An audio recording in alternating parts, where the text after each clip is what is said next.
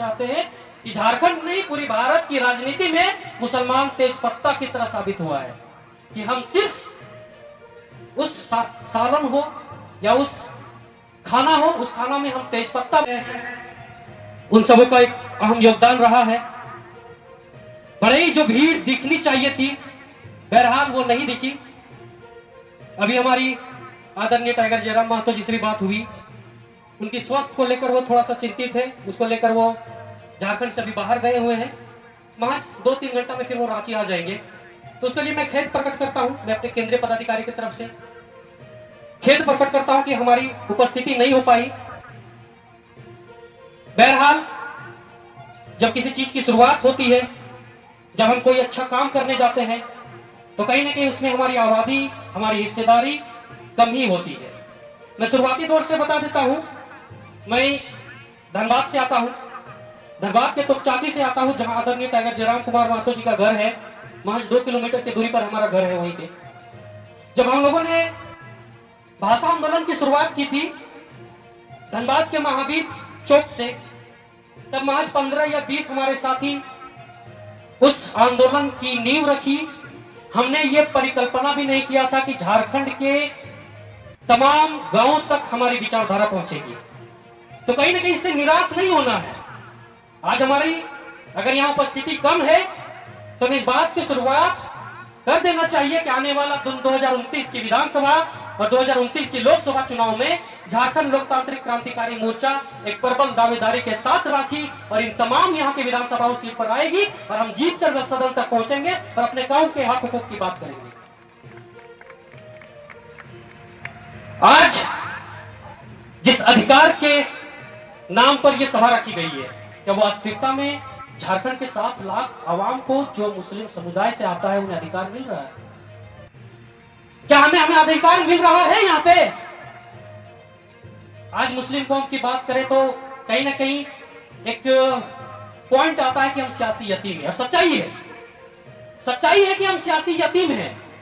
हम झारखंड की नहीं पूरे भारत के, हिंदुस्तान के आवाम को यह बता देना चाहते हैं कि झारखंड नहीं पूरी भारत की राजनीति में मुसलमान तेज पत्ता की तरह साबित हुआ है कि हम सिर्फ उस सालन हो या उस खाना हो, उस खाना में हम तेज पत्ता बने हुए हैं कि स्वाद के अनुसार हमारा इस्तेमाल होता है। जब प्रयोग की बारी आती है तो हमें निकाल के फेंक दिया जाता है। चाहे कोई भी पार्टी हो, चाहे कांग्रेस की पार्टी हो, चाहे आरजेडी की पार्टी हो, चाहे झारखंड मुक्ति मोर्चा की पार्टी हो, चाहे समाजवादी पार्टी की बात हो, चाहे बहुजन समाज की पार्टी हो, कोई भी पार्टी, हर एक पार्टी मुसलमान का सिर्फ वोट इस्तेमाल करती है और हम इस्तेमाल होते हैं। स्वाभाविक सी बात है। आज किसी चौक चौराहे पर बैठेंगे हम लोग, 4 को किसी पान की दुकान पे जाके बैठेंगे तो लगेगा कि मुसलमान से बड़ा राजनीतिक विशेषज्ञ कोई नहीं है। यही से हम लोग सरकार बना देंगे, वहीं से निरीक्षण कर लेंगे कि इस विधानसभा से ये जीत रहा है, इस विधानसभा से ये जीत रहा है, लेकिन कभी अपने हक हुकूक की बात नहीं करेंगे कि हमारा हक हुकूक दे कौन रहा है। आज जिस झारखंड मुक्ति मोर्चा, जिस कांग्रेस के इस महागठबंधन सरकार की हम बात करते हैं, जिसमें 90 से 95% मुसलमानों की हिस्सेदारी है, क्या वास्तविकता में मुसलमानों की हिस्सेदारी मिली है? उस सदन में हमारे मुसलमान भाई पहुंचे हैं, हमारे अल्पसंख्यक समाज से पहुंचे हैं, और अगर पहुंचे हैं तो गूंगे बहरे पहुंचे हैं। तो मैं गूंगा बहरा इसलिए बोल रहा हूं कि आज झारखंड की सबसे बड़ा मुद्दा अगर मुसलमानों का कहा जाए तो आलिम फाजिल का जो डिग्री है, जो डिग्री को निरस्त किया गया है, जिसकी मान्यता रद्द कर दी गई है, तो क्या हमारे अल्पसंख्यक समाज से 2 बड़े बड़े चेहरे सदन पे पहुंचे? कभी सदन में ये बात रखी है? अभी तो हमारे सदन का सत्र भी चल रहा है, यही तो बगल में हमारा विधानसभा है।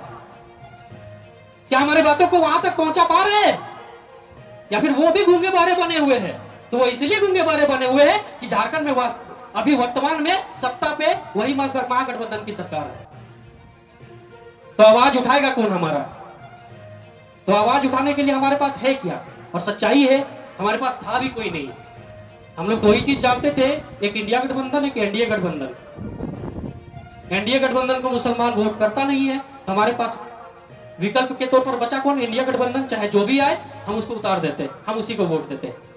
लेकिन कभी हम लोग सच्चाई जानने के प्रयास नहीं किया। और सबसे बड़ी गौरवान्वित की बात है कि आज झारखंड में एक नई पार्टी, झारखंड लोकतांत्रिक क्रांतिकारी मोर्चा, एक नए सिरे से उभर कर तीसरे मोर्चे के लिए ऊपर आ रहा है हमारे बीच। तो मैं तमाम उस अल्पसंख्यक समाज, उस मुसलमान समाज से पुरखलूस गुजारिश करते हैं कि आप कब तक झंडा, दरी, कुर्सी, बैनर, पोस्टर पर लगे रहेंगे। अब आइए झारखंड लोकतांत्रिक क्रांतिकारी मोर्चा के बैनर पे, अब आइए जेएलकेएम के मंच पर।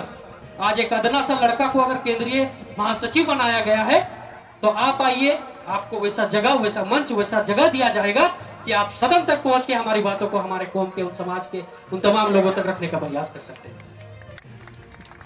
लेकिन नहीं, हम लोग आज भी सोच रहे हैं कि जेएलकेएम वोट कटवा है, जेएलकेएम बीजेपी की बी टीम है, जेएलकेएम फलाना है, ढिमकाना है, बहुत सारी बातें होती है। लेकिन कभी हम लोगों ने सच्चाई जानने का प्रयास नहीं किया। हम लोग हमेशा से झंडा और दरी के पीछे लगे रहे। आज अगर आदरणीय टाइगर जयराम कुमार महतो की विचारधारा झारखंड के 32,000 गांवों तक पहुंची है तो मैं आशा और उम्मीद के साथ कह सकता हूं कि 2029 में प्रत्यक्ष अप्रत्यक्ष रूप से जेएलकेएम सरकार बनाएगी। मैं ये वादे और दावे के साथ कह सकता हूं। मैं पार्टी की उस जगह पे खड़ा